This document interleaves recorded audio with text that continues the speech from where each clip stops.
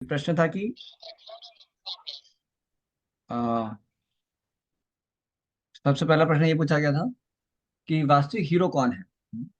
तो वो बोलते हैं बहुत सारे क्वालिटीज में कि जो सबसे शक्तिशाली हो, जो सबसे कृतज्ञ हो, जो सबसे सच्चाई का पालन करने वाला हो, जो सबसे दृढ़ निश्चयी हो, सबसे दयालु हो, परम दयालु हो, और उसमें किसी प्रकार के फ्लॉज ना हो, किसी प्रकार की कोई कमी ना हो, ऐसा ऐसा कौन सा व्यक्ति है, वास्तविक हीरो कौन है ना। तो हमने चर्चा किया था कि कैसे कि इस दुनिया में आप कोई भी व्यक्ति ले लो, रोल मॉडल, तो उसमें सारे के सारे गुण एक साथ नहीं होते, कुछ ना कुछ कमी रह जाती है। कोई बहुत बुद्धिमान हो सकता है, लेकिन हो सकता है कि उसका चरित्र उतना अच्छा ना हो।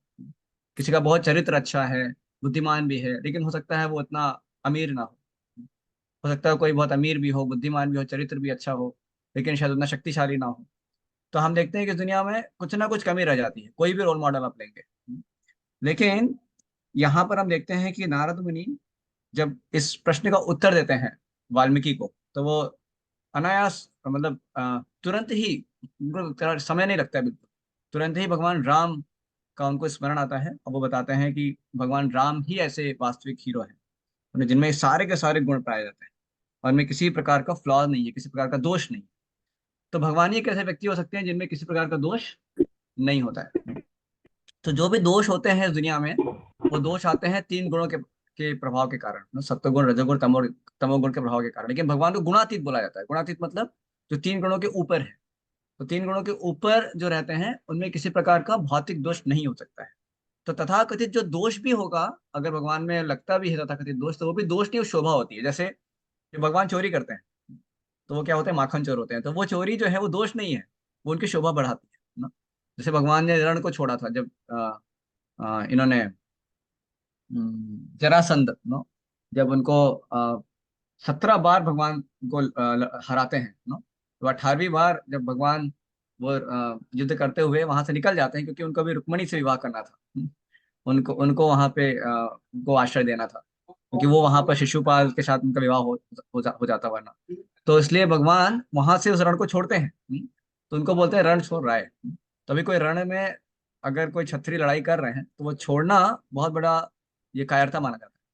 लेकिन यहाँ पर जब भगवान कृष्ण छोड़ते हैं रण को, तो शोभा है, क्योंकि भगवान तो आसानी से पराजित कर सकते थे जरासंध को, लेकिन वो जरासंध के साथ युद्ध करके उनको हराने में ज्यादा दिलचस्पी ना रखते हुए अपने भक्त को सुरक्षा देने के लिए ज्यादा उनका ध्यान था, है ना। तो इस प्रकार से वो रण को छोड़ते हैं। तो वो रण को छोड़ना, वो भगवान के ऊपर वो दोष नहीं है, वो उनकी शोभा है। वैसे एक हम देखते हैं रेवना में एक बहुत प्रसिद्ध मंदिर है गोपीनाथ जी का। उसका नाम है खीर चोर गोपीनाथ। खीर चोर गोपीनाथ, क्योंकि उन्होंने खीर को चुराया था ना। भगवान मतलब भगवान ने अपने भक्त माधवेंद्रपुरी के लिए, लेकिन माधवेंद्रपुरी की इच्छा थी कि वो खीर को थोड़ा सा स्वाद ले लें, ताकि वो भी अपने गोपाल जी जो कि वृंदावन में है, उनके लिए वो वैसा ही प्रिपरेशन तैयार कर पाएंगे। तो उसका एक बार स्वाद लेना चाहते थे। फिर बाद में उनको मन में आता है, अरे अरे कैसे, मैं सोच रहा हूँ ना, भगवान को भोग तो अभी लग ही रहा है, और मैं ऐसे खाने का कैसे विचार कर सकता हूँ। तो चले गए थे वहां से। लेकिन भगवान को पता था कि जो उनका भक्त है, वो इस खीर को, मेरा जो प्रसाद था उसको लेकर उसको चखना चाहता था, ताकि वो मेरे लिए और एक इसी तरह का खीर बना करके मेरे को अर्पण कर पाए गोपाल जी के रूप में। तो भगवान ने चुराया था, खीर को रख लिया था, छुपा लिया था। फिर बाद में पुजारी के सपने आके बताते हैं कि ये जो खीर है मैंने चुराया है, आप जाओ वहां पे, आप खीर लो और माधवेंद्रपुरी को जाके दे के आओ।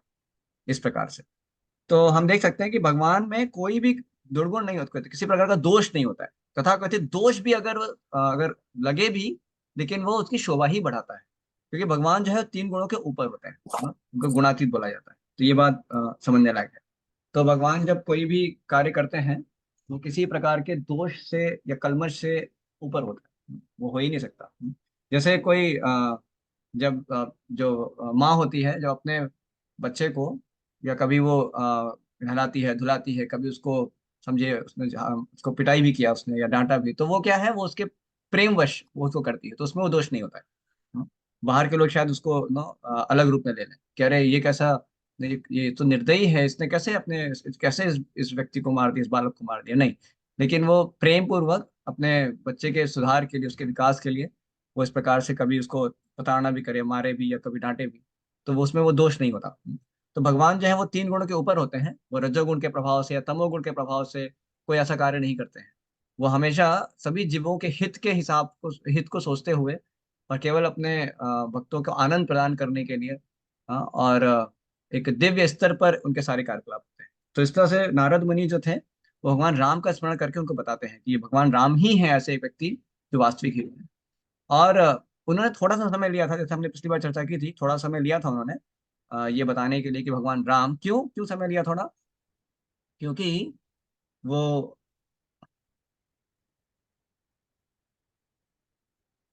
या वो क्यों उन्होंने ऐसा समय लिया था, क्योंकि वो जब भगवान राम का स्मरण करते हैं तो उनका हृदय एकदम भावविभोर हो जाता है।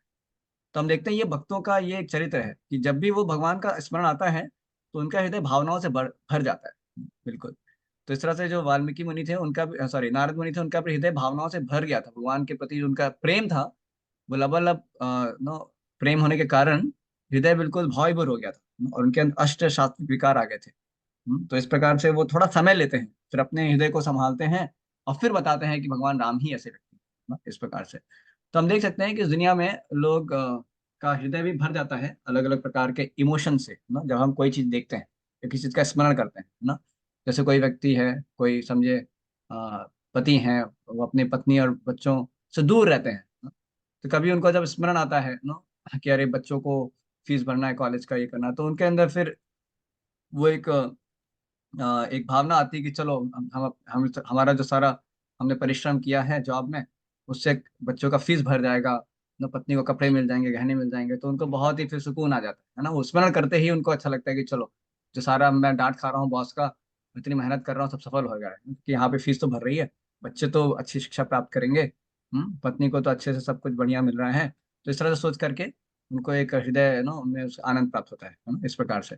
या समझिए कोई आप ऐसा चित्र देखते हो जिसमें कोई किसी की पिटाई कर रहा है, समझो कोई पुलिस या कोई भी नो लोग लड़ाई कर रहे हैं ट्रेन में या किस तरह से पिटाई हो रही है किसी की, तो वो देख करके हृदय में बहुत ही भय या करुणा से आ जाती है कि अरे ऐसे कैसे किसी को मार रहे हैं, है ना। और हमें थोड़ा डर भी लगता है और थोड़ा करुणा भी आती है उस व्यक्ति के प्रति, इस प्रकार से। तो ऐसे अलग अलग चीज देख करके हमारे इमोशंस अलग अलग आ जाते हैं, है कि नहीं। या समझिए कोई छोटा बच्चा है, सड़क पे पड़ा हुआ है और और उसकी माँ जो है, पिता भी है, वो भी एकदम गरीब है ना, और वो बच्चा एकदम रो रहा है, तो उसको देख करके वो उस दृश्य देख करके हृदय में एक दया भावना आ जाती है ना। तो इस तरह से अलग अलग चीज, कोई कामुक व्यक्ति है वो किसी स्त्री को देखता है तो उसके अंदर काम भावना से उसका हृदय भर सकता है। तो इस प्रकार से अलग अलग चीज को स्मरण करके या देख करके अलग अलग भावनाएं आ सकती हैं। लेकिन जो भगवान के भक्त होते हैं वो जब भगवान का स्मरण करते हैं या भगवान के विग्रहों का दर्शन करते हैं तो उनका हृदय आध्यात्मिक भावना से भर जाता है, उनका हृदय प्रेम से भर जाता है। तो ये हम देखते हैं। लेकिन जब हम बद्ध अवस्था में होते हैं, जब हमारा हृदय उतना शुद्ध नहीं होता है, जब हमारा मन कल्मश से भरा होता है, तो हम भगवान का स्मरण भी कोई हमें कराता है या हम भगवान के विग्रहों का दर्शन भी करते हैं तो ज्यादा कुछ होता नहीं है हृदय में है ना, लगता है कुछ हुआ ही नहीं, है ना, एकदम मैकेनिकल हो जाता है ना। लेकिन जब कोई ना कुछ और चीज देखते हैं, है ना, तो उससे तुरंत हृदय में कुछ भावनाएं आ जाती है ना। तो लेकिन जब भगवान का दर्शन हो रहा है या भगवान का नाम सुन रहे हैं या भगवान की कथा हो रही है तो कई बार हम उसमें भावना हमारी कम होती है लेकिन उसका जो दवा भी यही है कि हम भगवान का दर्शन करते रहें, भगवान का नाम लेते रहें, भगवान की कथा सुनते रहें, तो धीरे धीरे वो शुद्धिकरण होगा मन का, हृदय का, और फिर हमारे को भगवान के प्रति वास्तविक भाव भी जागृत हो। तो नारद मुनि जैसे जो शुद्ध भक्त होते हैं वो पूरी तरीके से सब प्रकार के कलमश से ऊपर होते हैं, शुद्ध हो गए रहते हैं। इसलिए उनको तुरंत भगवान का हल्का सा भी स्मरण होकर के उनको तुरंत कोई म्यूट कर देंगे कोई, या या तो जिस नारद में जैसे जैसे भक्त होते हैं तो वो क्योंकि इतना शुद्ध हुए रहते हैं और उनके मन में, हृदय में किसी प्रकार का कल्मश नहीं होता है, तो इसलिए तुरंत जैसे ही स्मरण होता है भगवान का तो तुरंत वो भावविभोर हो जाते हैं, इस प्रकार से। तो फिर फिर जानते हैं कैसे नारद मुनि ने फिर पूरा रामायण का जो शॉर्ट वर्जन पूरा उनको दिया था, किसको, वाल्मीकि मुनि को सुनाया था। तो वो पूरा रामायण का सारांश माना जाता है, जिन्होंने लगभग कितने श्लोक थे, 92, 92 वर्सेस वहां पर वो बोलते हैं। तो ये वाल्मीकि रामायण में 1.8 से लेकर के 1.100 ये पूरे श्लोक बोलते हैं। और हालांकि जो रामायण का पूरा जो श्लोक है वो 24,000 श्लोक है जो वाल्मीकि मुनि ने दिया है। लेकिन इसमें से 92 वर्ष बोलते हैं जो कि सारांश माना जाता है पूरे रामायण का, तो वहां पे बताया था। फिर एक बहुत ही अद्भुत घटना हमने बोली थी पिछली बार, जो कि बहुत ही रहस्यमय था। वो आप में से कुछ लोगों ने सुना होगा, लेकिन आज काफी लोग, नए लोग भी ज्वाइन किए हैं, इसलिए मैं फिर से उसको सारांश में बताना चाहूंगा। अ, चलिए, पार्थ प्रभु, आप ये म्यूट करते जाएंगे क्या? ये बहुत सारे लोग जो हैं वो अनम्यूट हो जाते हैं बीच बीच में, फिर आवाज आने लगती प्रभु ये मैं वो उनको ही करना पड़ेगा म्यूट। है। ओके ठीक है, धीरज प्रभु नहीं है क्या इस बार? जिस प्रभु तो लेफ्ट हो गए अभी। ओके ठीक है, चलेगा। Okay, no problem. फाइन, तो ये बहुत ही सुंदर घटना होती है। तो होता क्या है, पार्थ प्रभु आप म्यूट कर सकते हैं अभी। या, तो बहुत सुंदर घटना होती है। घटना ऐसी होती है कि जो वाल्मीकि मुनि होते हैं, जब ऐसे नारद मुनि चले जाते हैं उनको इस तरह से रामायण सुना करके, तो फिर वो स्नान करने के लिए वो जाते हैं नदी में। तो जनरली वो जाते थे गंगा जी में स्नान करने के लिए। लेकिन आज वो गंगा जी को ना जाते हुए एक तमसा नदी करके, तमसा नदी में जा करके स्नान करने के लिए जाते हैं। फिर वहां पर जब जाते हैं तो वहां पे, जहाँ पे जाते हैं वहाँ थोड़ा सा पानी थोड़ा गंदा होता है। तो दूसरी ओर जाते हैं, तो पानी बहुत साफ होता है। नदी का पानी बहुत साफ होता है। तो वहां पर फिर वो स्नान करने के लिए जाते हैं। और वो पानी इतना शुद्ध होने के कारण उनको बहुत अच्छा लगता है, और ये उससे बहुत ही शांति और सुख ऐसा अनुभव करते हैं वहां पर। पूरा सप्तगुण का वातावरण था वहाँ पे, है ना? तो तो यहाँ पे हमने ये चीज सीख भी सीखी थी, कैसे जो संत होते हैं या भगवान के जो भक्त होते हैं, उनका भी मन जो होता है स्वच्छ होता है।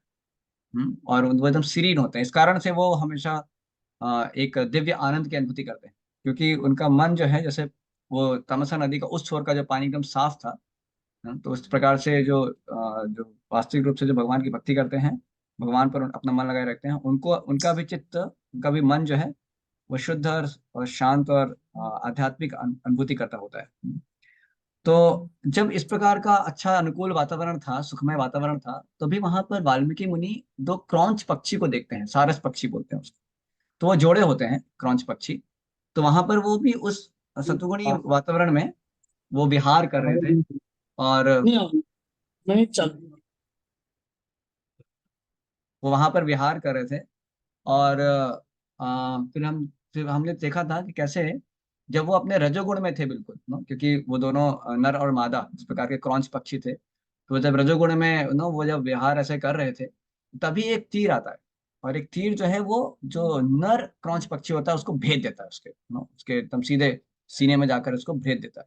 और वो उधर ही पे एकदम तड़पता हुआ खट खट खट ऐसे करके गिर जाता है, था गिर जाता है क्रॉन्च पक्षी।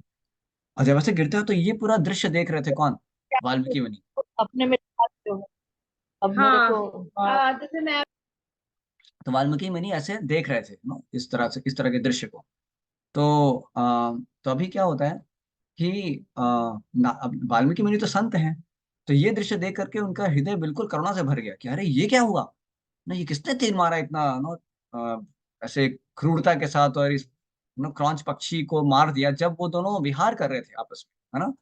तो ये तो बहुत ही निर्दयी व्यक्ति होगा जो भी इसने इस तरह से किया है इस प्रकार से। और person please mute yourself except except. ठीक है। तो फिर ये दृश्य देख करके वाल्मीकि मुनि जो इतने करुणा में आ गए, और इतना उनको बुरा भी लगा, क्रोध में भी आ गए कि क्रोध किसके प्रति, जिसने ये तीर छोड़ा। और उन्होंने तुरंत ही एक शाप बोल दिया। वो शाप क्या बोल दिया कि जिसने भी इस तरह के क्रूर ये कार्य किया है, तीर इस तरह से मारा है, इस क्रॉन्च पक्षी को मार डाला है, तो उसके ऊपर हर प्रकार का अमंगल हो जाए, उसके ऊपर हर प्रकार का मंगल हो जाए। इस प्रकार से उन्होंने एक श्राप बोल दिया। तो लेकिन बाद में वाल्मीकि मुनि सोचते हैं कि अरे मैंने इतना भयानक श्राप क्यों बोल दिया। हम्म, कि जो व्यक्ति है वो हमेशा के लिए निंदनीय हो जाए, उसका हर प्रकार का मंगल हो जाए, इस प्रकार का श्राप मैंने क्यों बोला। तो वो सोचने लगते हैं कि मैं इतना क्यों गुस्सा हो गया। ये तो स्वाभाविक है, कोई शिकारी है तो शिकारी तो मारता ही है पंछी वगैरह को कभी कभार। तो ये तो मतलब इतना ज्यादा मैंने क्यों रोष किया, इतना ज्यादा क्रोध करके इतना श्राप क्यों दे दिया मैंने, इस तरह से वो सोचने लगते हैं।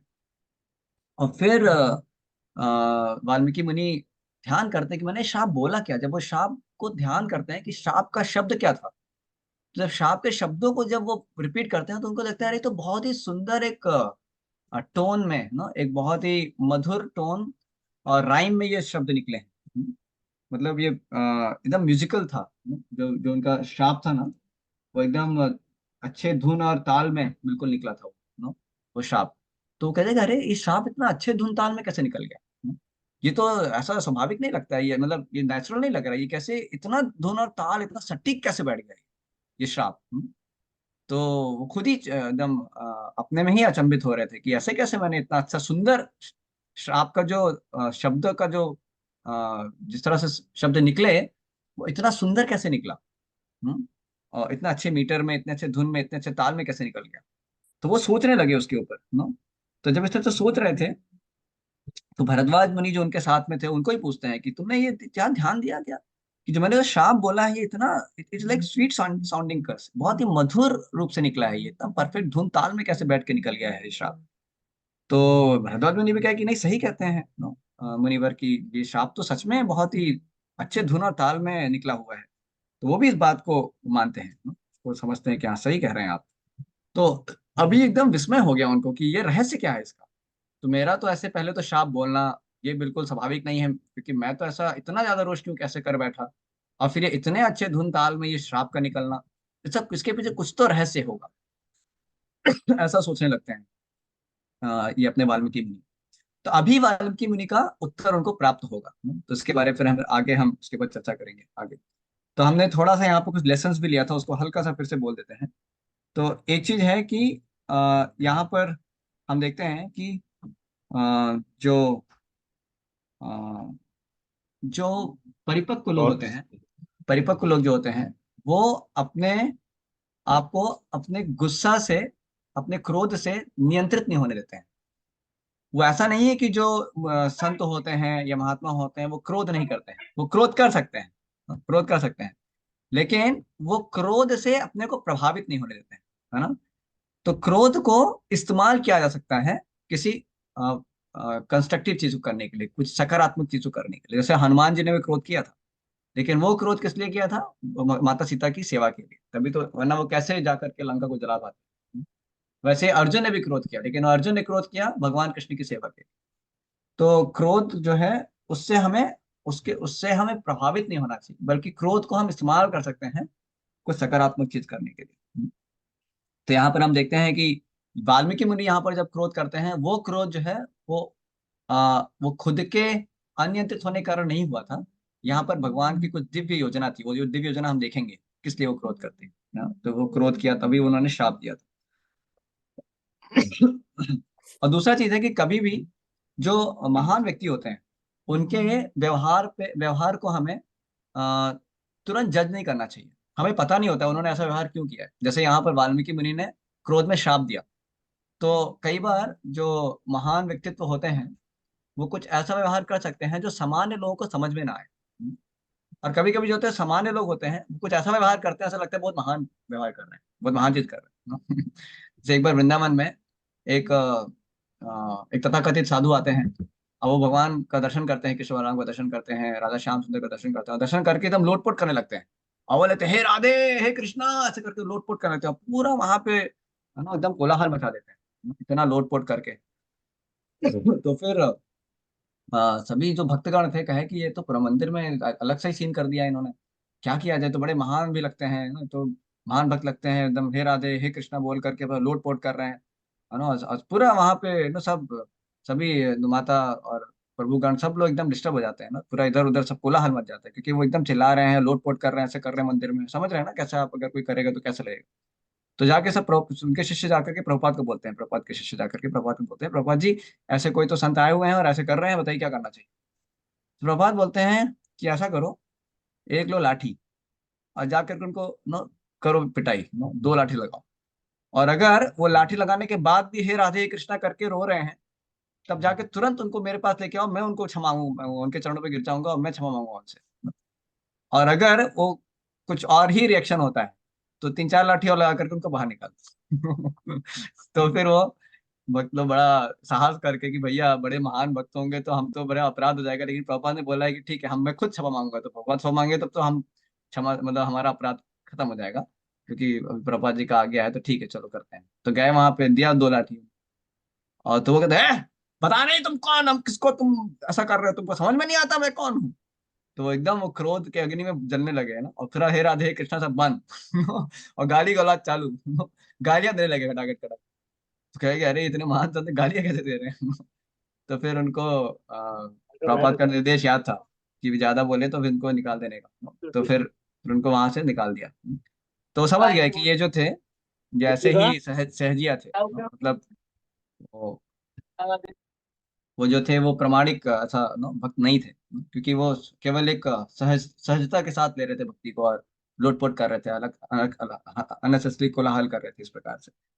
तो कहने का मतलब ये है कि बहुत जो धीर गंभीर, जो बहुत ही प्रामाणिक जो साधु होते हैं, कई बार उनका जो व्यवहार है वो हमें साधारण लग सकता है, लेकिन वो साधारण नहीं होता, या कुछ ऐसा भी हो सकता है हमें उसमें कुछ संशय आ सकता है।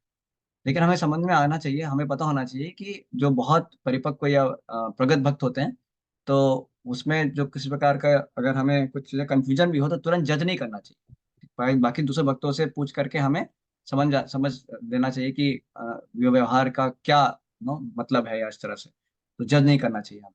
और कई बार जो ऐसे साधारण व्यक्ति होते हैं, उनका भी तथाकथित जो महान व्यवहार है उसको भी ऐसे तुरंत नहीं सोचना चाहिए कि अरे तो बहुत महान है, केवल उनके बाहरी चीज को कुछ देख करके। तो इस दोनों चीज में भी ध्यान रखना चाहिए इस प्रकार से। जैसे एक बार शिला प्रभुपाद जी के पासपोर्ट में एक फोटो था, उसमें प्रभुपाद जी का ऐसे फोटो था, ऐसे करके ऐसा था। तो कोई तो एक भक्त बोलते हैं प्रभुपाद जी आप बड़े टेंशन में दिख रहे हैं ये फोटो में, है ना, आपको बड़ी चिंता वंता थी क्या, हाँ इतना ऐसा ऐसा अपने फोटो खींच, ऐसे फोटो में इस तरह से हैं आप। तो शिला प्रभुपाद जी कहते हैं कि अरे it was the movement of my highest ecstasy ये मेरे उच्चतम भाव का उच्चतम भाव में था मैं इस टाइम पे। तो वो ऐसा नहीं है कि वो फोटो में ऐसे है तो शुद्ध भक्त जो है वो मायूस वगैरह है ना। तो हमें नहीं समझ में आएगा कई बार, तो हमें इससे जज नहीं करना चाहिए ना, कि भक्तों के बाह्य बाहरी चीजों को देख करके हमें जजमेंट नहीं करना चाहिए। somebody has to keep muting this. okay तो अभी इसका डायलमा, ये जो रहस्य था, इसका क्या रहस्य था वो हम यहाँ पे देखेंगे। तो हुआ क्या था कि अभी वाल्मीकि मुनि अपने आश्रम में आते हैं, और वो उनको वो रिंग करता ही जाता है, वो मतलब वो जो शाप जो कर्स था ना, जो उन्होंने कर्स बोला था, जो शाप बोला था, वो जो श्लोक है उनके बार बार आता है ना। वो जो शोक में जो श्लोक निकला था, वो श्लोक बार बार उनके मन में रिंग होता रहता है ना, ऐसा होता रहता है, ऐसे बार बार आता ही रहता है। तो समझ नहीं पाते क्यों इतना आ रहा है ये मेरे मन में, हाँ, और क्या मतलब है इस श्लोक का, ये क्यों ये श्लोक मैंने क्रोध में बोला, ये श्राप क्यों दिया मैंने, ऐसे बहुत सारे प्रश्न उनके मन में उठ ही रहते। तो अपने शिष्यों को जाके पढ़ाते रहते हैं, क्योंकि वो तो गुरु थे, वो शिष्य बहुत सारे थे, तो आश्रम में जाके पढ़ा भी रहे थे, जैसे दिन में पढ़ाते भी गए। लेकिन वो पढ़ाते हुए भी उनके मन में ये बार बार श्लोक आता ही जा रहा था, ये जो जो श्राप का जो श्लोक उन्होंने उद्बोधित किया था वो बार बार उनके मन में आ ही रहा था, बार बार। तो इस प्रकार से वो भूल नहीं पाए वो श्लोक आता ही गया। तो अभी क्या होता है, जब अपने वापस जब ऐसे शाम हो जाता है, आश्रम में ऐसे समय बिताते हैं, शाम हो जाती है, तो वहां पर एक बहुत ही अद्भुत दृश्य होता है। क्या होती है कि वहां पर स्वयं जो सृष्टि के निर्माता है ब्रह्मा जी वो आए हुए रहते हैं। तो वो वहां पर बहुत ही ऐसे उनका जो स्वर्ण की पूरी आभा थी वो सब निकल रहा था, और वो अपने हंस के जो उनका वाहन था उस पर बैठ करके आए हुए थे। और उनके जो 4 मुख होते हैं, 4 सिर होते हैं, उसमें जो उनका पूरा क्राउन था, और उनकी जो आंखें थी एकदम कमल की तरह थी आंखें। तो इस तरह से वो एकदम मुस्कुरान नो एकदम अरे मुस्कान वो दे रहे थे उनके। क्या बच गया? हेलमेट लिया आपने? हाँ। तो इस तरह से वो वहां पर प्रकट होते हैं ब्रह्मा जी। तो वाल्मीकि मुनि ये बिल्कुल आश्चर्यचकित हो जाते हैं कि अरे ब्रह्मा जी यहाँ पर कैसे, वो तो सृष्टि के निर्माता है, वो हमारे छोटे से आश्रम में यहाँ कैसे आ गए, है ना। तो फिर वो बिल्कुल आदर पूर्वक वो प्रणाम करते हैं, और फिर और बिल्कुल अचंभित भी रहते हैं कि ब्रह्मा जी के दर्शन कैसे हो रहे हैं मुझे, है ना? मैंने क्या तपस्या की, मैंने क्या किया कि इस कारण से ब्रह्मा जी यहाँ पर आ गए, मैंने कोई बहुत तपस्या करता है, बहुत उन्होंने ध्यान किया है, तपस्या किया है, तब जाकर के शायद ब्रह्मा जी प्रसन्न होकर के उसको कुछ वरदान देने के लिए आए, लेकिन मैंने तो कुछ किया नहीं, तो यहाँ पर कैसे ब्रह्मा जी का आगमन हो गया। तो हालांकि बड़ा खुश थे ब्रह्मा जी के दर्शन प्राप्त करके, लेकिन फिर भी एक प्रश्न था कि अरे ब्रह्मा जी का दर्शन अभी इस आश्रम में मेरे को कैसे प्राप्त हुआ। तो उन्होंने फिर वहाँ पर उनका सादा आदर सत्कार वगैरह किया, पूजा सत्कार वगैरह किया। उसके बाद फिर ब्रह्मा जी ने वाल्मीकि को बोला कि ठीक है अभी आप बैठिए यहाँ पर। और फिर वाल्मीकि मुनि वहां बैठते हैं।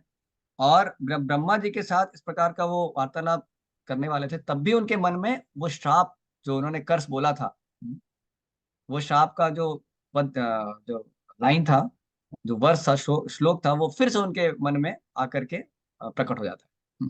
तो सोच रहे थे कि अभी भी ये श्लोक मेरे मन में आ रहे हैं, ब्रह्मा जी का दर्शन करो, ब्रह्मा जी से बातचीत करो, अभी भी कैसे मन में आ रहा है, तो उसमें कुछ तो है ये बहुत विशेष, ये श्लोक क्यों आ रहा है मेरे मन में बार बार। तो फिर ब्रह्मा जी फिर उनको बोलते हैं कि देखो तुम्हारे मन में जो श्लोक बार बार आ रहा है, इसका बहुत बड़ा एक पर्पज है, इसका एक रहस्य है। तब वो कहते हैं अरे यहाँ पे तो कुछ तो मेरे इस अभी तक का जो पूरा रहस्य चल रहा था उसका अभी कुछ तो खुलासा होने वाला है।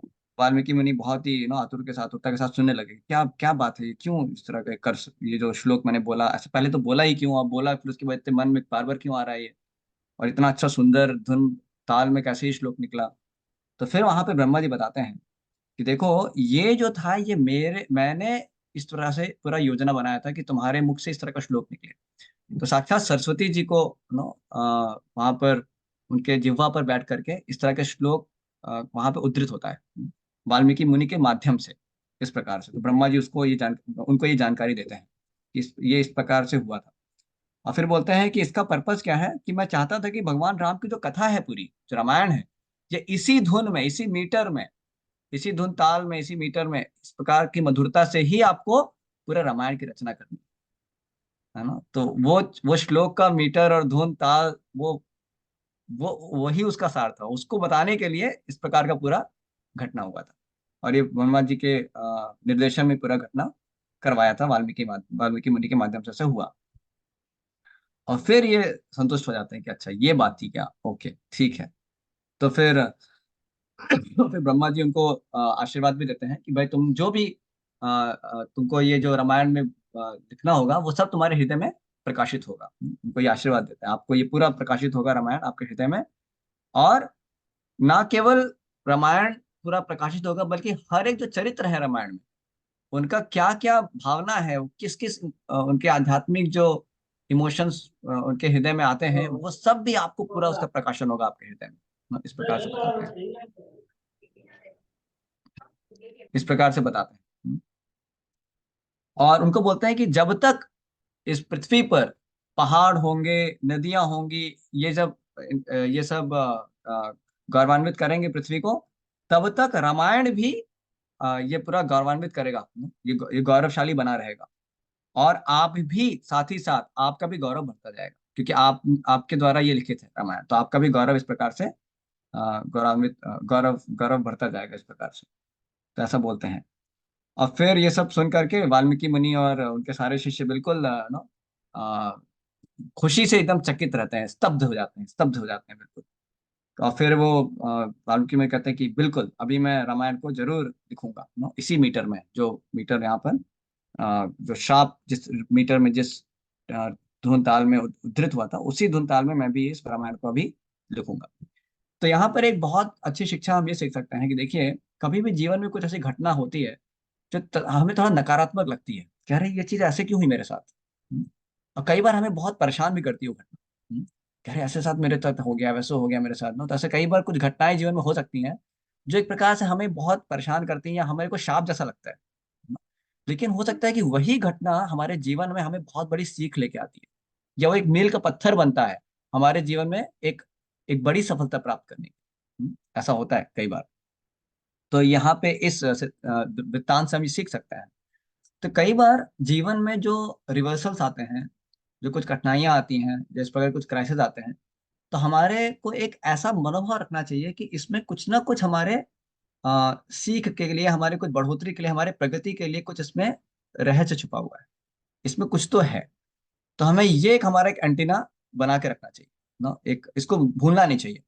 तो उससे क्या होता है कि हम उस जो मुसीबत है, या जो जो विपरीत स्थिति भी है, उसको भी हम एक अनुकूल एक मनोवृत्ति के साथ उसको डील कर सकते हैं, उसका सामना कर सकते हैं।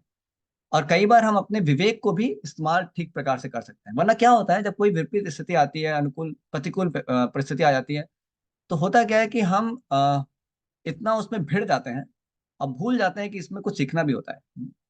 और हम उसमें उसमें क्या कहते हैं उसको, वी गेट ओवरवेल्म, पूरा उसमें भावनाओं में पूरा ओवरवेल्म हो जाते हैं, मतलब उसमें हम डूब जाते हैं और हम बिल्कुल लॉस्ट हो जाते हैं ना। और उसमें व्यक्ति हम देखते हैं कई बार डिप्रेशन में चला जाता है, या कुछ नशा वगैरह करने लगता है, या कभी आत्महत्या कर लेता है, इस प्रकार की चीजें करने लगता है व्यक्ति। लेकिन जो जीवन में सारी जो विपरीत स्थितियां आती हैं, उसमें अगर हम ये मनोभाव रखें कि इसमें हमें कुछ ना कुछ सीखने के लिए है, तो फिर हम जो है वो जब स्थिति जब जाती है तो उसमें हम अपने आप को देखेंगे कि हम एक दूसरे ही नो हम स्तर पर आ चुके हैं। हमारा एक ग्रोथ हो चुका है। हम एक दूसरे सफलता के लिए भी तैयार हो चुके हैं, एक बड़ी सफलता के लिए हम तैयार हो गए हैं, हम बन चुके हैं उसके लिए भी, है ना। तो जैसे बोलते हैं ना कि one should not go through with the situation, one should grow through. Grow through मतलब व्यक्ति को परिपक्व बनना चाहिए। जब कोई भी ऐसा स्थिति आती है, कठिनाई वाली स्थिति, तो उसमें व्यक्ति परिपक्व बन सकता है। जैसे कि सोने को जब तपाया जाता है तो सोना और निखर जाता है, वैसे ही जब व्यक्ति जो इस तरह का सकारात्मक मनोवृत्ति रखते हैं, तो इस तरह की जब विपरीत स्थिति आती है तो उसमें वो और खिलता है, उसमें और परिपक्व होता है। उसमें और वो बड़े विकास के लिए तैयार हो जाता है। इस प्रकार से। तो मैं यहाँ पे थोड़ा सा ये इसका चार्जर लगाता हूँ, 1 मिनट।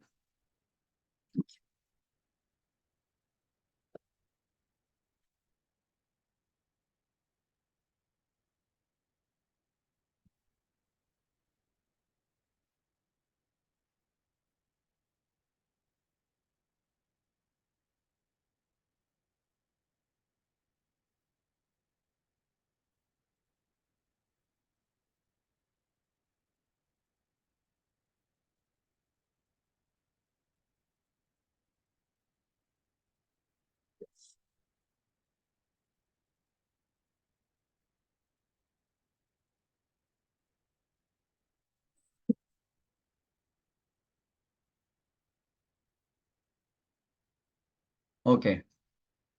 तो करेक्ट, तो ये हम शिक्षा यहाँ पर देख सकते हैं। तो लेकिन एक चीज आवश्यक है इसमें। जैसे हम देखते हैं कि ये जो नकारात्मक, तथाकथित नकारात्मक जो स्थिति लग रही थी वाल्मीकि मुनि की, वो सकारात्मक कैसे बन गई जब ब्रह्मा जी का उसमें दाखिलन हुआ, जब दखलंदाजी की ब्रह्मा जी ने।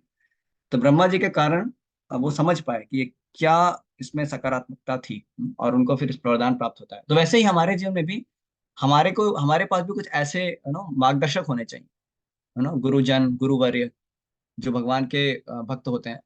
तो उनके दखलन दादी से, उनके मार्गदर्शन से हम ये समझ पाएंगे कि जो हमारे जीवन में तथाकथित जो शाप आया है, या जो विपरीत स्थिति आई है, वो कैसे हमारे लिए ब्लेसिंग्स है, वो एक आशीर्वाद है। वो हमें ये चीज दिखला सकते हैं, है ना, इस प्रकार से। वरना हमें लगेगा कि है ना, ये तो हमारे जीवन में इतना बेकार हो गया, मैं क्या कर सकता हूँ, ये वो, फिर हम डिप्रेशन में वगैरह जा सकते हैं।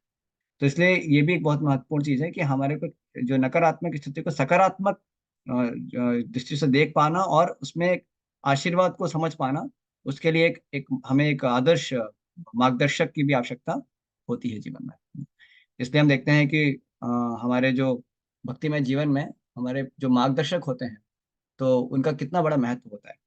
जैसे यहाँ पर वाल्मीकि मुनि को भी जो नारद मुनि जैसे, ब्रह्मा जी जैसे मार्गदर्शक थे उनके लिए, तो इस कारण से फिर वो उस कर्ज को, कैसे वो ब्लेसिंग है वो समझ पाए, इस प्रकार से।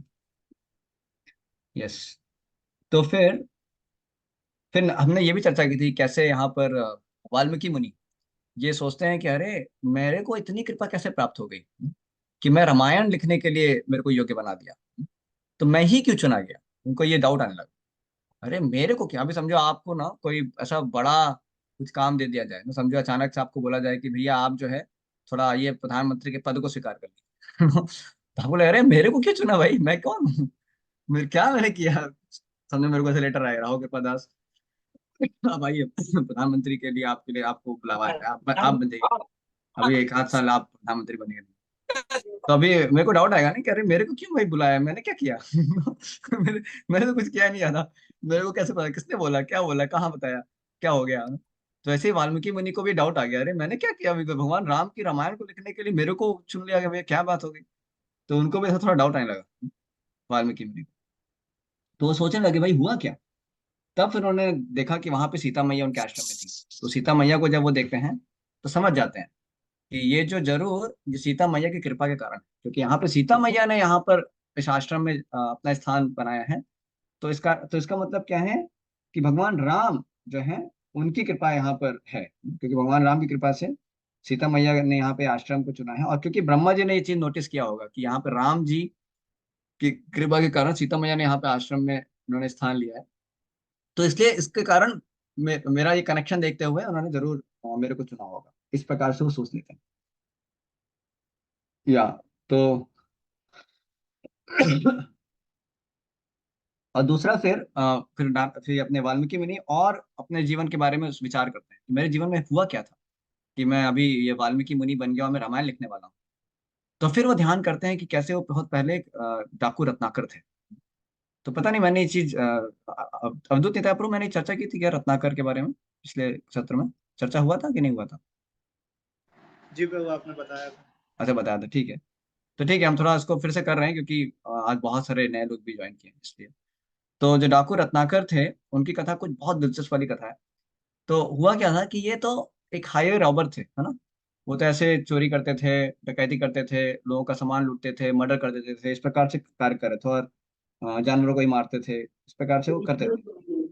तो अभी हुआ क्या कि एक बार जब ऐसे ही वो जानवर वगैरह ऐसे को मार रहे थे, तो वहां पर नारद मुनि प्रकट होते हैं। तो नारद मुनि देखते हैं, अरे इतना है ना निर्दयी व्यक्ति कौन है जो इस तरह से जानवर वगैरह को मार रहा है, इस तरह से कर रहा है।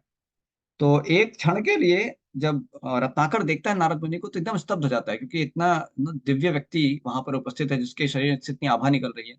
तो देखकर स्तब्ध हो जाता है, भूल जाता है सब कुछ। लेकिन फिर उसको ध्यान आता है कि मैं क्या कार्य कर रहा था, फिर वो वहां से भाग जाता है और फिर वो अपना वही कार्य करने लगता है। मतलब इतना ज्यादा वो पाप कृत्य कार्य में लगा हुआ था। तो हम देखते हैं दुनिया में भी लोग कभी कभी इतने पाप में लगे होते हैं कि कभी वो भक्त से उनका इनकाउंटर भी होता है, कभी भक्त मिले भी, उनको पुस्तक वगैरह भी दिए, लेकिन फिर भी इतना ज्यादा पाप में घुसे रहते हैं कि थोड़े समय के लिए उनको लगता है ना कि नहीं शायद मैं ठीक नहीं है, या हल्का सा उनको लगेगा, क्योंकि ऐसे दिव्य व्यक्ति से उनकी मुलाकात होती है। लेकिन फिर इतना पाप का उनका प्रभाव होता है कि तुरंत फिर से पाप में खिंच जाते हैं ना, इस प्रकार से। हालांकि वो जो थोड़ा समय भी वो भक्त से उनका इनकाउंटर हो, उससे उनके जीवन में बहुत बड़ा उनको लाभ होगा ना। और हम देखते हैं यहाँ पे नारद मुनि का इनकाउंटर, जो पहला इनकाउंटर हुआ, उससे उनका कुछ तो सुकृति बना होगा, तभी तो फिर बाद में वो नारद मुनि से और प्रभावित होते हैं, हम देखेंगे यहाँ पर। तो इसलिए भक्तों से इनकाउंटर होना बहुत आवश्यक है ना। कोई भी व्यक्ति अगर पाप कृत कार्य में लगा हुआ है, इन के प्रकार अगर किसी भक्त से उसका मुलाकात होता है, तो वो हो सकता है उसके जीवन की एक यूटर्न ले सकता है वहां से। भले तुरंत ना समझ में आए, तुरंत सोचता है, फिर भी वो पाप में लगा रहे। क्योंकि तुरंत तुरंत नहीं रोक पाता है कई बार व्यक्ति, लेकिन उसका असर होता है। वो जो साधु संग ले लिया उसने थोड़े समय के लिए, इसलिए शास्त्र बोलते हैं साधु संग का सर्व शास्त्र को है, लव मात्र साधु संग का सर्व सिद्धि हुए। थोड़े समय के लिए भी किसी ने साधु संग ले लिया है, किसी भक्त का संपर्क हुआ, किसी भक्त से कुछ सुन लिया, है ना, या उसके दर्शन भी हो गए, या कुछ उसके मुंह से कुछ कीर्तन सुन लिया, या कुछ नाम जब सुन लिया, तो उससे भी उस व्यक्ति का लाभ जरूर होता है, इस प्रकार से। तो भविष्य में उसको फिर से कुछ ना कुछ उसको और भगवान की कृपा प्राप्त होने के लिए वो योग्य बन सकता है। तो यहाँ देखते हैं कि पहला एनकाउंटर हुआ, नारद मुनि का दर्शन करते हैं, लेकिन फिर से पाप में लग जाते हैं। फिर क्या होता है?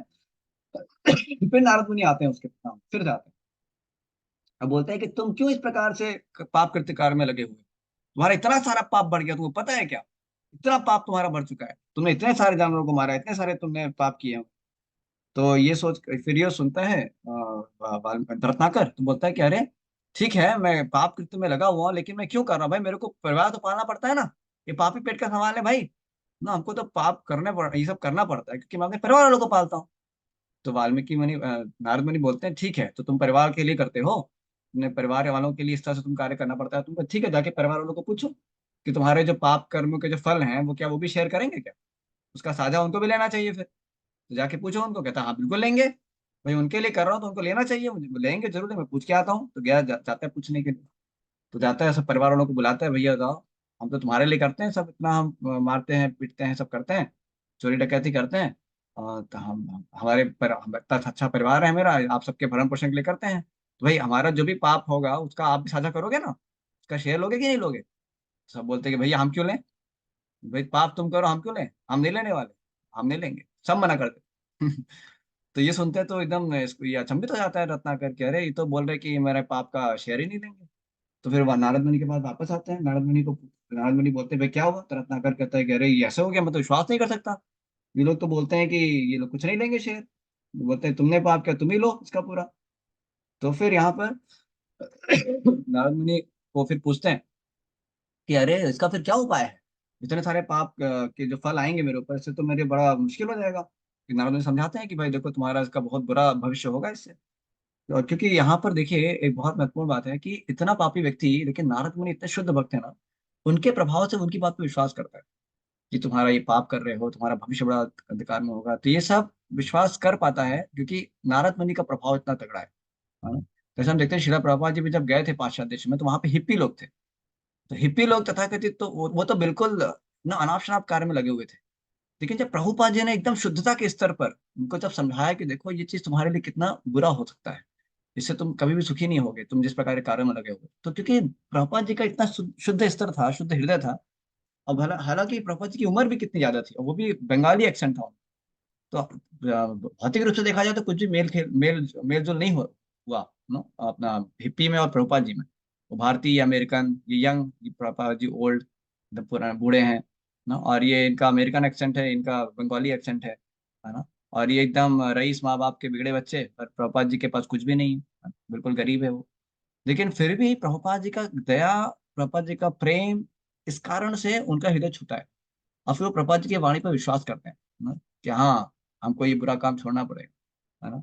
तो ये बोला गया ना कि no meat eating, no gambling, no intoxication, no illicit sex, no, किसी प्रकार मांसाहार नहीं करना है, किसी प्रकार का नशा नहीं करना है आपको, अवैध स्त्री संग नहीं करना है, और किसी प्रकार का जुआ सट्टा नहीं खेलना है। तो अमेरिका के देश में तो ये सब पूरा कॉमन है। अभी हम यहाँ अमेरिका में मैं हूँ, तो मैं देखता हूँ कि यहाँ पर गाँव गाँव का गाय का मांस खाना ये एकदम आम चीज है ना। जैसे भारतीय लोग पोहा खाते हैं, उत्तर भारतीय लोग खास तौर से, वैसे ये लोग गाय का मांस खाते हैं।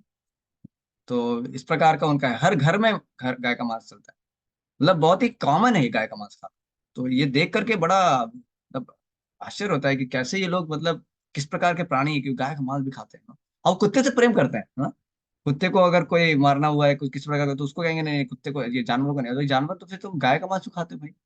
तो वो समझ में नहीं आता उनको ना। तो तो इस प्रकार से हम देखेंगे ना कि सभ्यता ऐसे है।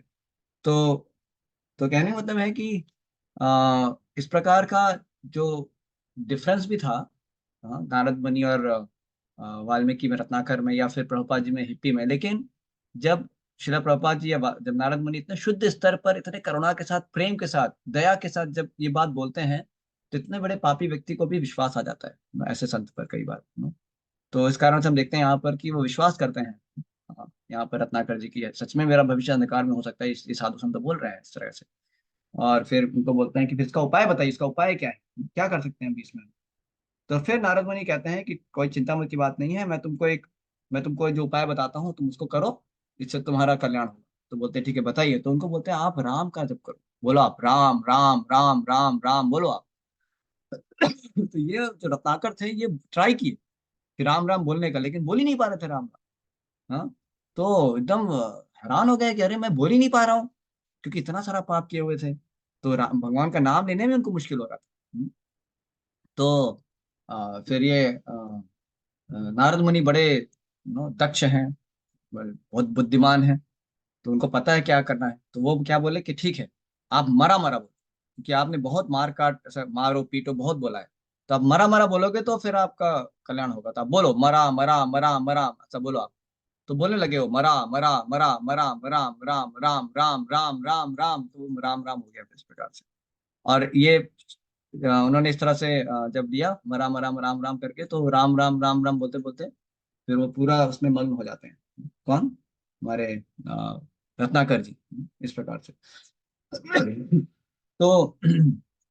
तो ये हम क्यों चर्चा कर रहे हैं कि यहाँ पे वाल्मीकि मुनि अपना पास्ट देख रहे हैं, अपने अतीत को देख रहे हैं कि उसमें क्या हुआ था, उनको क्या कृपा प्राप्त हुई थी।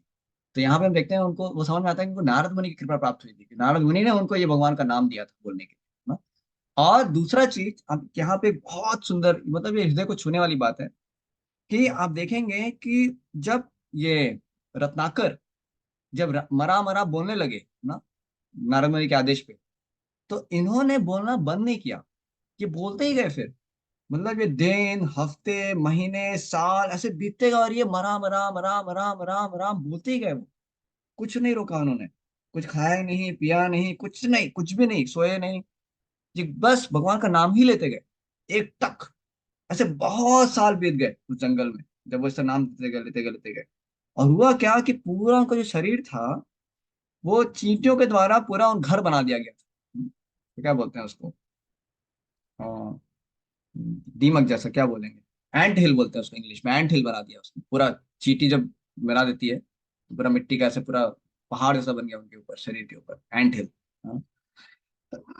और और पता भी नहीं चला था कि यहाँ कोई है। हम्म, लेकिन वहां से राम राम राम राम आवाज आ रही थी। तो ब्रह्मा जी फिर, सॉरी, नारद मुनि वहां पर आते हैं बहुत सालों के बाद और देखते हैं कि यहाँ पर तो राम राम का आवाज कंटिन्यूसली आ रहा है, कॉन्स्टेंटली निकल रहा है। तो फिर वहां पर कुछ वो जल छिड़कते हैं।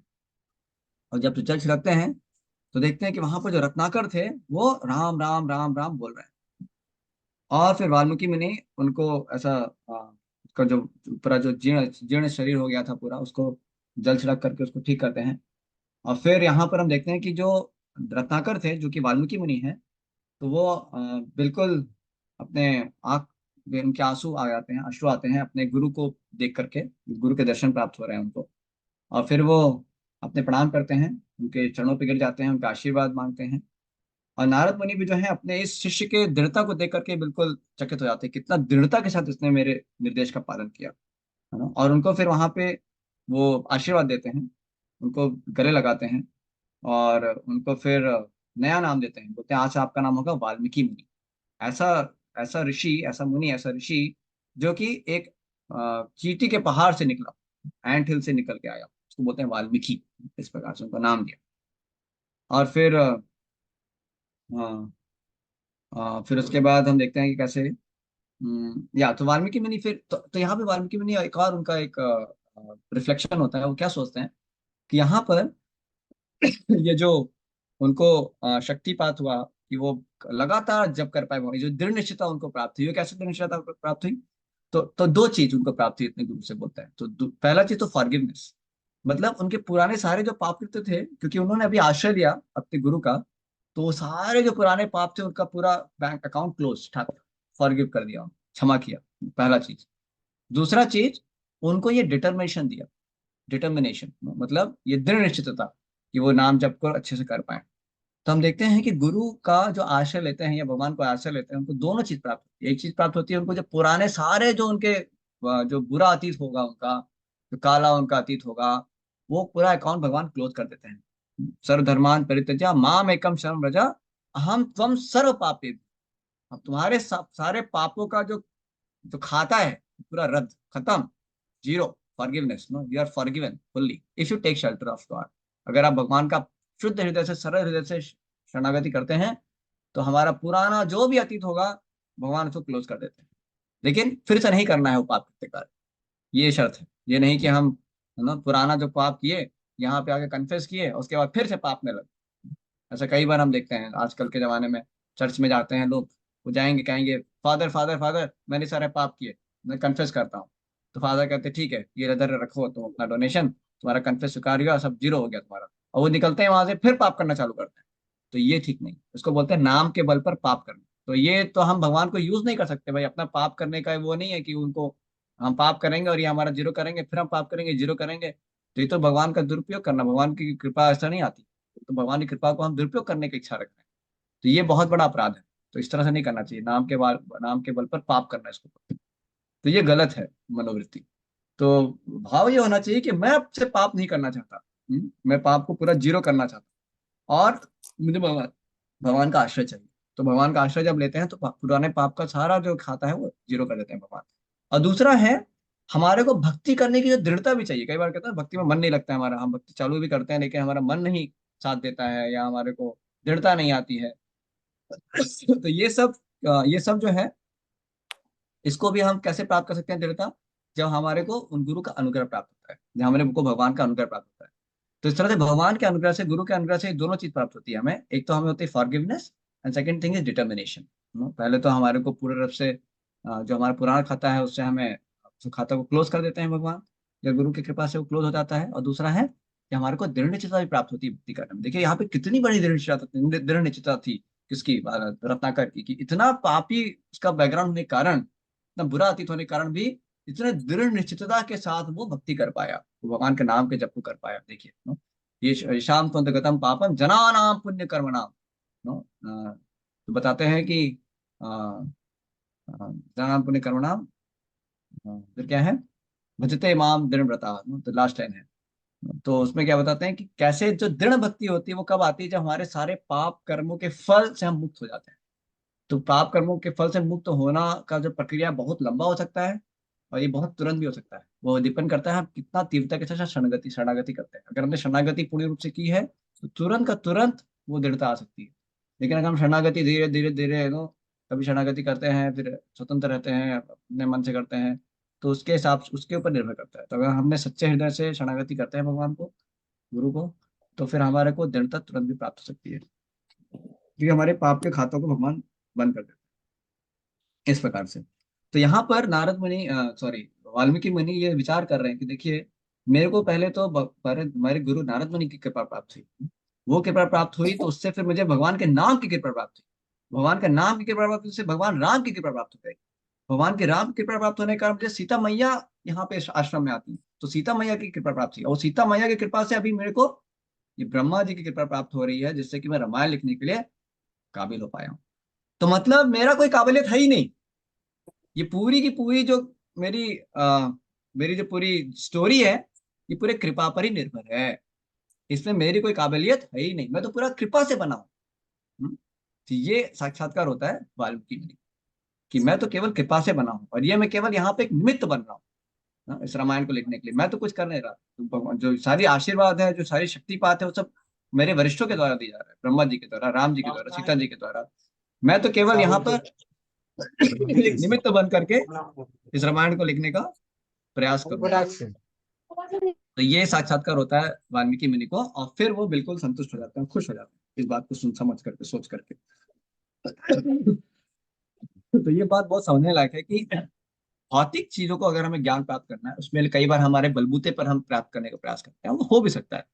लेकिन आध्यात्मिक जीवन में अगर हमें साक्षात्कार चाहिए, हमें आध्यात्मिक ज्ञान को प्राप्त करना है, तो उसके लिए हमें कृपा चाहिए, हमारा चरित्र, उसके लिए हमारे अच्छा चरित्र होना चाहिए, उसके लिए हमारा एक सरल हृदय होना चाहिए। तो वो चरित्रता पर निर्भर करता है। लेकिन आधुनिक सभ्यता में, मतलब आधुनिक ज्ञान, वैज्ञानिक जो अपना मटेरियल नॉलेज है, मटेरियल साइंस है, ये भगवान कहाँ से है? पूरा सेशन में म्यूट अनम्यूट ही खेल रहे हैं।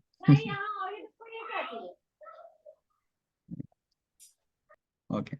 तो या तो हम क्या कह रहे थे कि भौतिक भौतिक ज्ञान को प्राप्त करने के लिए हम देखते हैं कि कैसे हम अपने बलबूते पे नो, कोई आजकल इंटरनेट पे आप वीडियो देख लो, नोट्स बना लो, किताब खरीद लो, उस पे करके हम पहला अव्वल नो पहला रैंक ला सकते हैं, कंपटीशन में फाइट करके हम एंट्रेंस भी प्राप्त कर लेंगे किसी अच्छे कॉलेज वगैरह में।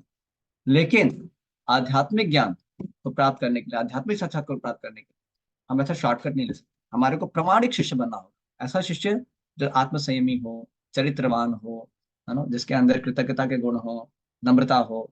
तो ये सारे गुण की आवश्यकता होती है ना। तो तब हम इस आध्यात्मिक ज्ञान को प्राप्त कर सकते हैं। जैसे वाल्मीकि मुनि का इस प्रकार का चरित्र था, आप देख सकते हैं कितने प्रामाणिक शिष्य बने, है ना। और प्रामाणिकता के साथ उन्होंने भगवान के नाम पे जप किया, और कृतज्ञता थी उनके हृदय में। कैसे वो समझ पा रहे हैं कि वो केवल निमित्त है, ना कि वो उनका कुछ है खुद का, नो? तो इस प्रकार का उनका भाव था। तो ये अच्छा करेक्टर जो होता है ना, उस कारण से जो शिष्य है या जो आध्यात्मिक पथ पर है, वो व्यक्ति को साक्षात्कार होते हैं, भगवान को फिर कृपा देते हैं, और फिर आध्यात्मिक ज्ञान का प्रकाशन होता है उनके हृदय में। तो इसलिए बोलते हैं दिव्य ज्ञान हृदय प्रकाशित हो, नो? तो वो जो आध्यात्मिक साक्षात्कार है वो हृदय में प्रकाशित हो। तो व्यक्ति कितना भी शुष्क ज्ञान प्राप्त करे भगवान के संदर्भ में, तर्क वितर्क करे, वितंड तर्क वितर्क ऐसा करता रहे, लेकिन कभी वो भगवान को नहीं समझ पाएगा जब तक वो एक प्रमाणिक गुरु का आश्रय नहीं लेता है, और एक विनम्रता के भाव से, शरणागति के भाव से, एक सरल हृदय करके जब तक हम एक गुरु को नहीं स्वीकार करेगा, तब तक वो आध्यात्मिक ज्ञान को समझ नहीं पाएगा। उसको हमेशा कंफ्यूजन बना रहेगा। इस प्रकार से बताया गया इसमें। और दूसरा है कि ज्ञान को प्राप्त करने के लिए कुछ ना कुछ तपस्या करनी होती है। जैसे कि स्कूल कॉलेज में भी ज्ञान को प्राप्त करने के लिए कई बार तपस्या करनी होती है, स्कूल जाना पड़ता है, इसके होमवर्क करने पड़ते हैं, रटना पड़ता है, या उसका अभ्यास करना पड़ता है, तब जाकर के किसी को भौतिक ज्ञान भी प्राप्त होता है। वैसे आध्यात्मिक ज्ञान को प्राप्त करने के लिए हमारे कुछ अनुशासन होना चाहिए। जैसे हमें सुबह जल्दी उठ जाना चाहिए, है ना। सुबह उठ करके फिर हम भगवान का नाम जप करते हैं, या भगवान की आरती करते हैं, गीता भागवत का पठन पाठन करते हैं, या तो इस तरह से हमारा एक अनुशासित जीवन भी होना चाहिए। तब जा करके हम आध्यात्मिक ज्ञान को भी प्राप्त कर सकते हैं ना। तो ज्ञान अर्जित करना मतलब भी कोई ऐसा नहीं कि जैसा अपने आप ऊपर से टपक पड़ेगा।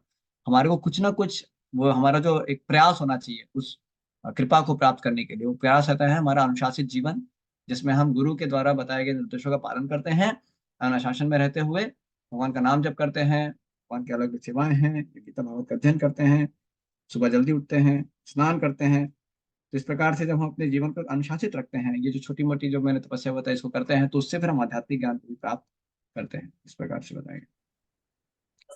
तो अभी क्या होता है कि अभी जो पूरा रामायण था उसको आपको पता है कि वो एक अच्छे धुन ताल में लिखना था। तो उसके लिए अभी वाल्मीकि मुनि सोचते हैं, ये मैं आपको 5 मिनट बताता हूँ, थोड़ा सा हम 5 मिनट ज्यादा लेंगे क्योंकि आपको एक सस्पेंस दे देते हैं, फिर अगली क्लास में उसको जारी रखेंगे इस प्रकार से। तो अभी ये वाल्मीकि मुनि सोचते हैं कि भाई रामायण तो मैंने लिखा है, पूरा लिख देते हैं, पूरा कंपोज करते हैं रामायण को। तो उसमें लगभग 24,000 श्लोक होते हैं, 640 अध्याय होते हैं, और 6 पुस्तक होती है टोटल। वाल्मीकि ने इस तरह से पूरे श्लोक लिखे हैं, पूरे रामायण को लिखा है। लेकिन अब ये सोचते हैं कि रामायण को कोई तो ऐसे गा करके सुनाने वाला होना चाहिए ना। भाई मैंने लिख तो दिया रामायण, लेकिन उसको याद करके उसको उस अच्छे मीटर में, धुन ताल में बोलने वाला कोई होना चाहिए। तो उसको ढूंढने लगते हैं, उसको कौन बोलेगा। तो वो ढूंढने लगते हैं, प्रार्थना करते रहते हैं। तब उनको लव कुश के ऊपर नजर पड़ती है। वो देखते हैं लव कुश जो है बहुत ही योग्य बालक है, माता सीता के ही पुत्र हैं वो, है ना। तो वो सोचते हैं कि अरे ये तो बड़े विनम्र भाव वाले हैं, नम्रता है इनमें, बहुत भक्ति है, और ये बहुत दक्ष भी हैं। तो जरूर यही दो जो सीता मैया के जो पुत्र हैं, ये जरूर इस रामायण को कंठस्थ करके, याद करके ये सब जगह गा सकते हैं। और ये लोग ना तो ऐसा कंठस्थ करेंगे, बल्कि ये उस चीज को एकदम परफेक्टली उनके सारे भाव वगैरह को लेकर के दर्शा सकते हैं। इस तरह का इनके अंदर काबिलियत है।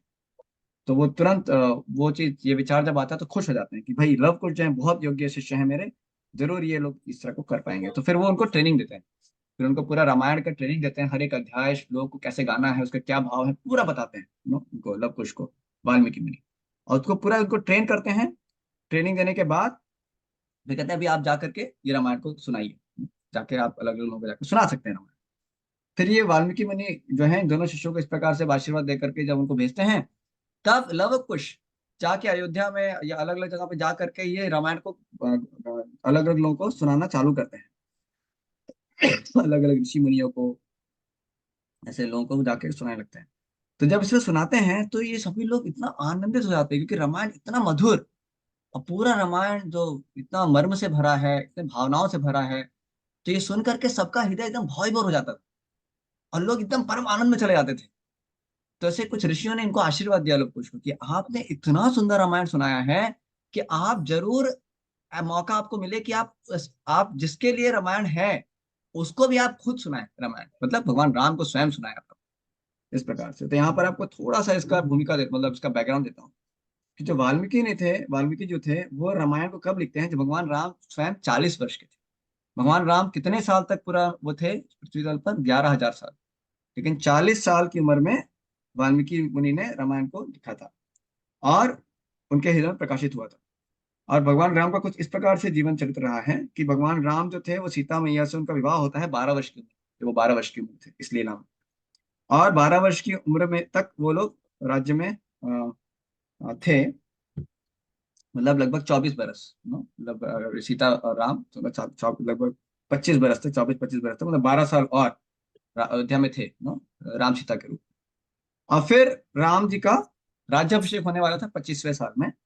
और तब जाकर के हमको पता है किस प्रकार से वो सब कई मंथरा, आपको पता है वो एपिसोड आएगा, उसको हम पूरा बताएंगे आगे, पूरा आएगा, बहुत बढ़िया कथा है वो। तो हम देखते हैं कैसे फिर वहां पर भगवान राम को वनवास वनवास होता है। तो वनवास के लिए जाते हैं कौन, भगवान राम। और फिर सीता मैया लक्ष्मण वो सब जाते हैं वनवास में। तो वो 14 साल होता है, 14 साल का वनवास प्राप्त होता है हमको।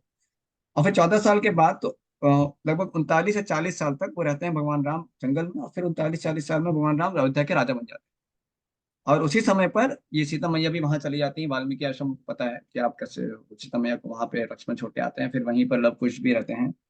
और तब वहां पर वाल्मीकि मुनि जो है उन्होंने ये जो रामायण था उनको, लव और कुश को वहां पर सुनाया था, उनको सिखाया था, ट्रेनिंग किया था। तो ये है, तो वो 40 साल के जब थे भगवान राम, तब ये वाल्मीकि मुनि ने लव कुश को ये रामायण सुनाया था। तो अभी एक बहुत ही सुंदर यहाँ पे घटना होता है कि ये सब सुनने के बाद मतलब सब इतना सारा प्रसिद्धि हो गई लव कुश की, बहुत बढ़िया रामायण गाते हैं। तभी लीला में, मतलब इस लीला में भगवान राम को तो सब पता है, वो तो भगवान है, लेकिन अपरेंटली तथाकथित रूप से भगवान राम को पता नहीं होता है कि लव कुश उनके ही पुत्र है।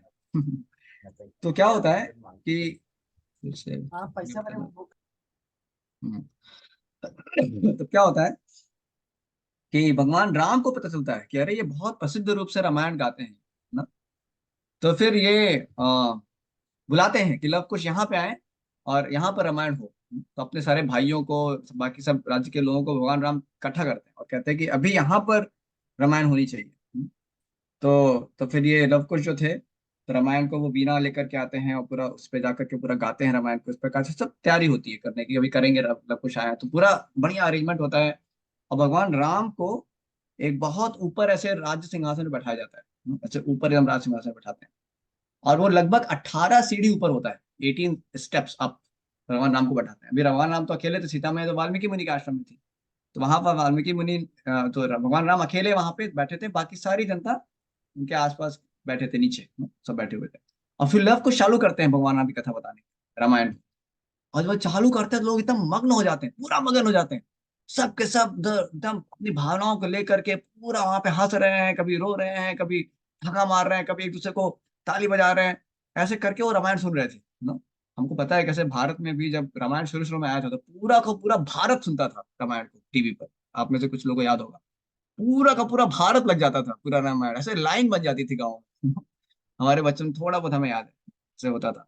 किसी घर में एक आध टीवी होती थी तो पूरा गांव आ जाता था रामायण देखने के। जब शुरू शुरू में हुआ था, कोविड के टाइम पे भी हमने देखा था कि कैसे रामायण जब चालू हुआ था फिर से, तो पूरा भारत जो था उस फिर प्रभावित हो जाता। तो रामायण ऐसा है ही, इतना इसमें करुणा, इतना मर्म है, इतना भावनाएं हैं। तो हमें सिखाता है रामायण कि कैसे हम एक आदर्श रूप से हम अपने जीवन को जी सकते हैं। आदर्श पिता, आदर्श माता, आदर्श पति, आदर्श पुत्र, आदर्श पत्नी ना, आदर्श रूप से हम कैसे, आदर्श गुरु, आदर्श कैसे हम एक जीवन जी सकते हैं।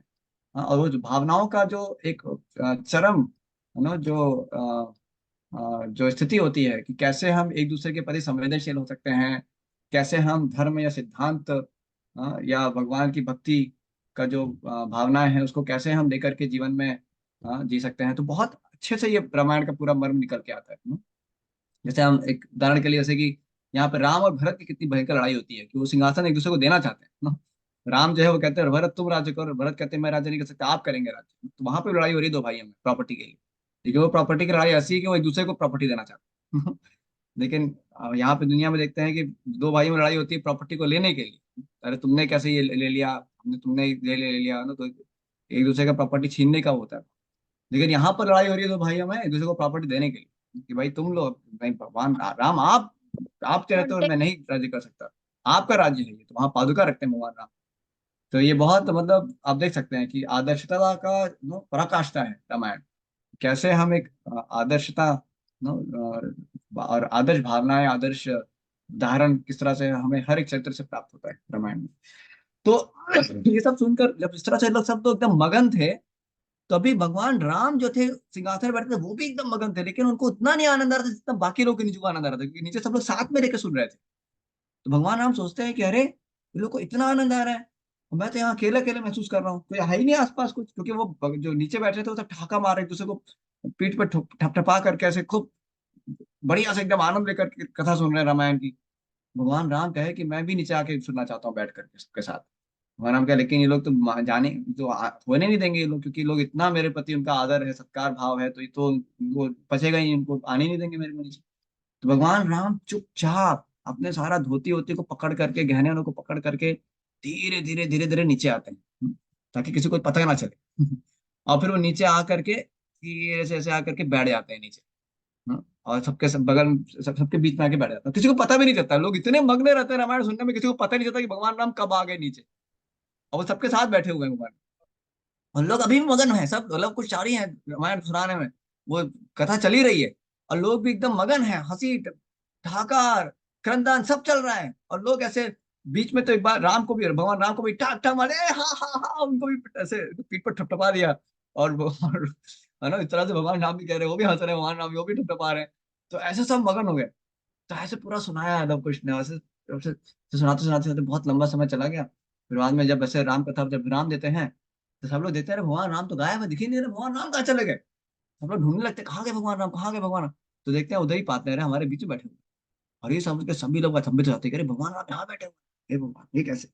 तो इस प्रकार से तो यहाँ से हम शिक्षा ले सकते हैं कि कैसे रामायण इतनी आकर्षक है कि भगवान राम स्वयं ही उससे आकर्षित आकर्षित हो जाते हैं। देखिए, भगवान राम स्वयं आकर्षित होकर के नीचे आकर के सब भक्तों के साथ बैठ करके कथा सुनने को आतुर रहते हैं। हाँ, इस प्रकार से तो मतलब हम जब कथा सुन रहे हैं भगवान राम की, रामायण की या श्रीमद् भागवत की, तो हमारा जो स्थिति है ना, वो भगवान भी प्राप्त कर, भगवान स्वयं आकर के इस प्रकार से कथा सुनना चाहते हैं, सोचिए। है ना, क्योंकि वो इतना आकर्षक है ना, रामायण या महाभारत या श्रीमद् भागवतम इतना आकर्षक है, तो भगवान इसलिए आकर्षक आकर्षित हो जाते हैं अपने खुद के ही कथा से। देखिए देखिए, इस तरह से कहते हैं।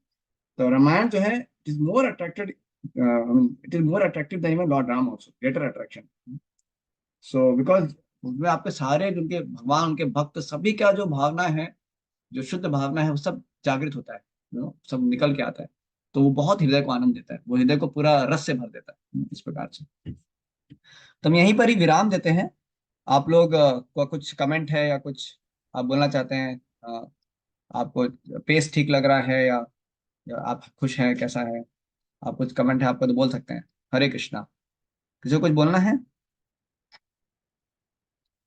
मैंने थोड़ा सा यहाँ पर मतलब पहले सेशन का थोड़ा रिवाइज किया, ताकि आप लोग क्योंकि पिछले सेशन में काफी सारे नहीं थे इसमें से, तो इसलिए। हरे तो कृष्ण किसी, प्रभु। हरे कृष्णा, बोलिए एक बात। दंडवत प्रणाम। यस प्रभु। प्रभु आपने एज क्या बताई थी श्री रामचंद्र जी की?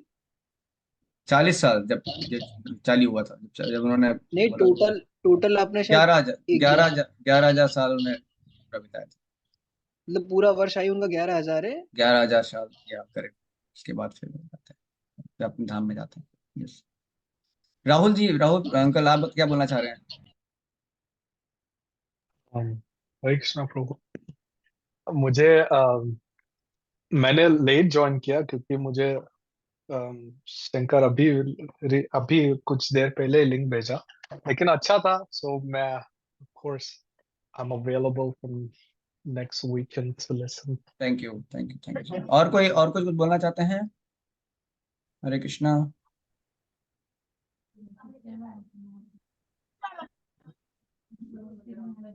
हरे कृष्णा। किसी का कुछ रिफ्लेक्शन, कुछ बात आपको कुछ बोलना है? Yes, anybody like to say anything? Rahul uncle, आप कुछ बोलना चाह रहे थे, आपका वीडियो ऑन था और आप अनम्यूट भी थे, आप कुछ बोलना चाह रहे थे?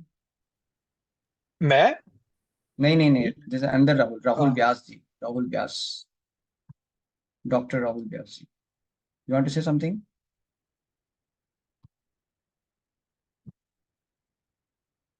हरे कृष्णा। आप सबका वीडियो ऑन कर सकते हैं एक बार, ताकि मैं आप लोग को दर्शन कर पाऊँ। Just want to see my dear wonderful friends who are there for the Ramayana today. आप सबका वीडियो एक बार ऑन कर सकते हैं? हरे कृष्णा। हरे कृष्णा। तो आप सबको मेरा हिंदी समझ में आ रहा है? अंशुल प्रभु, आपको हिंदी समझ में आ रहा है? आप तो you are born in America, but do you understand Hindi also? Yes Anshul, you are able to understand? Yes yes. जब आसपास के लोग अच्छे ना हों और आप सबके साथ अच्छे से बिहेव करें, फिर आपके साथ अच्छा क्या बोला? ओके, ठीक है। तो और किसी को कुछ बोलना है, कुछ रिफ्लेक्शन, कुछ बात बतानी है? जब आसपास के लोग हरे अच्छे। कृष्णा प्रभु जी, दंडवत प्रणाम। धन्यवाद, बोलिए आशय प्रभु। प्रभु जी, जब conflict of interest highest level पे होता है और हम्म। हमारी खुद की लर्निंग्स कहीं टिप ऑफ द आइसबर्ग में नहीं तो कहीं सबमर्ज्ड हो जाती है, और हम्म। हम टिप ऑफ द आइसबर्ग से ही ज्यादा डिसीजन देख पाते हैं हमारे हम्म। आसपास, या जो डिसीजन हमें अफेक्ट करते हैं, हम्म। तो उसे फिर से सबमर्ज्ड वैल्यूज पे कैसे लेके जाया जा सकता है? जैसे लव कुश के पास तो वो ज्ञान था जो वाल्मीकि जी ने उन्हें दिया, और वो कॉम्बिनेशन हो पाया, वो टीम बन पाई जो उस ज्ञान हम्म। को उस तरीके से बता पाए जब लोग बैठ के सुन पाए, और हम्म। किसी प्रकार से जो जो जो संकट की घड़ी बनी थी माता सीता पे, जो हम्म। आरोप वगैरह भी लगे वो भी उसमें से मुक्त हो गए, इसी एक यूनिवर्सल तरीके से। बट ये हम्म। तो बहुत अच्छा एग्जांपल है कि यूनिवर्स अपने आप को कैसे फिक्स करता है या एक क्या मैसेज डेवलप करता है। बट लेट्स, उसके पहले अगर हमें कुछ करना है, उन वैल्यूज पे लेके जाना है, गुड कर्मा, कलेक्टिव इंटेलिजेंस वाली बात लोगों को समझानी है, तो क्या बेटर वेज हो सकते हैं अपार्ट नहीं, फ्रॉम हमारे देखिए हम। सबसे अच्छा है कि हमारा खुद का एक आध्यात्मिक नींव तगड़ा होना चाहिए। जब हमारा आध्यात्मिक नींव तगड़ा होता है, जब हम खुद शास्त्रों के मर्म को अच्छे प्रकार से समझते हैं, रेगुलरली जब हम शास्त्रों को पढ़ते रहते हैं और हम एक प्रामाणिक गुरु के अंतर्गत होते हैं, तो हमारा जितना अच्छा नींव रहेगा ना गुरु, उतना हम दूसरों को भी बाहरी स्तर पर जज नहीं करेंगे, है ना। हम्म। क्योंकि जब हम खुद गहरे व्यक्ति होंगे तो दूसरों को भी बहुत गहराई से देख पाएंगे। लेकिन करेक्ट। जब हम खुद सुपरफिशियल होंगे, जब हमारा खुद का ही अंडरस्टैंडिंग सुपरफिशियल है हमारे जीवन के लिए, हमारे जीवन हमारे पहचान के रूप में, हमारा जब आध्यात्मिक नींव कमजोर होगा, हम खुद गहरे व्यक्ति नहीं होंगे, तो हम दूसरों को भी गहराई से नहीं समझ पाएंगे, हमको नहीं देख जी। पाएंगे। जैसे कि कोई है ना, जब कोई जानवर होता है ना, समझिए, तो जानवर जो है दूसरे जानवर को भी नहीं समझ सकते ज्यादा कुछ, उनके हाव भाव भावना वगैरह नहीं समझते। लेकिन इंसान, एक इंसान दूसरे इंसान के भावना को ज्यादा अच्छे से समझ सकता है, क्योंकि वो खुद गहरा होता है, तो वो दूसरों को भी समझ सकता है। वैसे ही कोई जो संत होते हैं, जब कोई आध्यात्मिक नींव में बहुत अच्छे से रूटेड होते हैं, जब उनको हम्म। जब वो बहुत ही मतलब अपने अस्तित्व को समझते हैं, भगवान को समझते हैं, और सभी जीवराशियों के जो अस्तित्व है, कैसे भगवान से सब जुड़े हुए हैं, और किस प्रकार से प्रकृति कार्य कर रही है, किस प्रकार से माया का प्रभाव है। जब इन सारे गुण चीजों को वो अच्छे समझ पाते हैं, आध्यात्मिक नींव मजबूत होती है, तो फिर वो सभी जीवों को एक सही दृष्टिकोण से देख पाते हैं, दूसरे व्यक्ति को सही प्रकार से देख पाते हैं, जज नहीं करते हैं, बल्कि एक सही उनको सकारात्मक दृष्टिकोण प्राप्त होता है सबको देख पाने का। जैसे श्रील प्रभुपाद जी हिप्पियों को जब देखे थे, तो वो उनको ऐसे बाहरी रूप से नहीं देखे, उन्होंने देखा उनके स्पार्क को, कि उनके सेवा भाव का क्या उनका स्पार्क है, और उसको उन्होंने फैन किया, है ना, जज नहीं किया।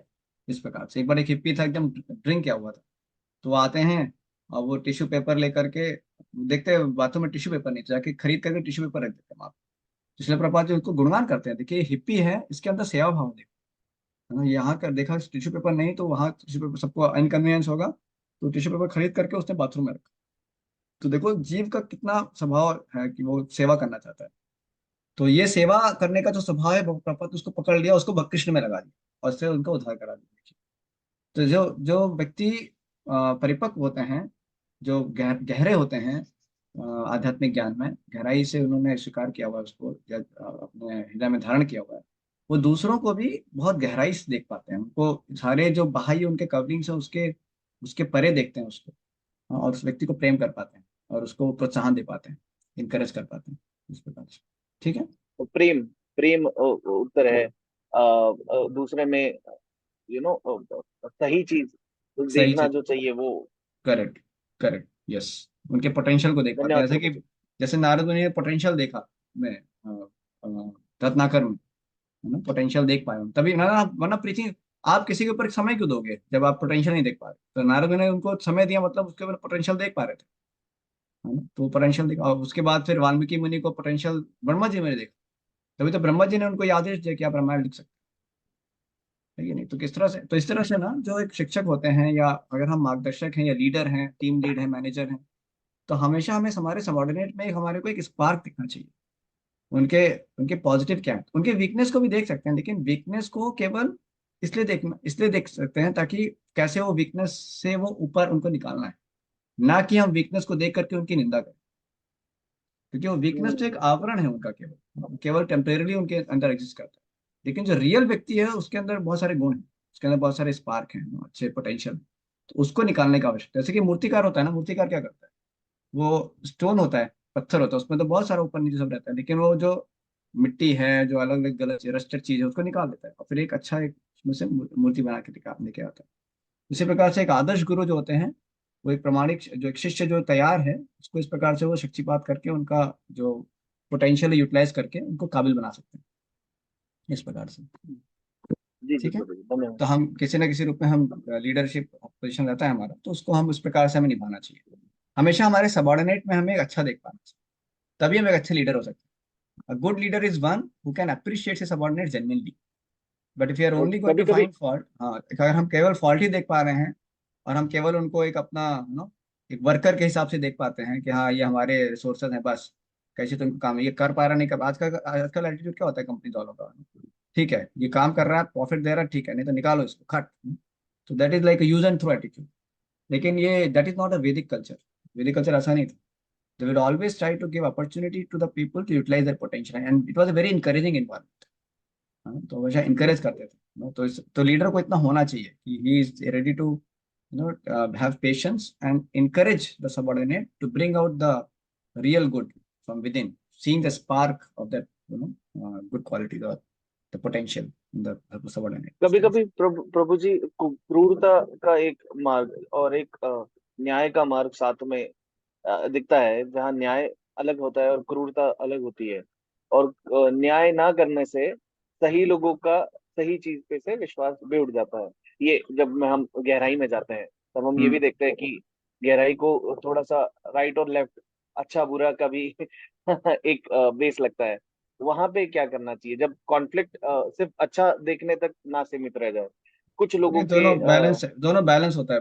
कहीं ना कहीं हमें जी वो स्ट्रिक्ट एक्शन लेना होता है ताकि हम बुराई को कर्ब कर सकें, वो भी जरूरी है।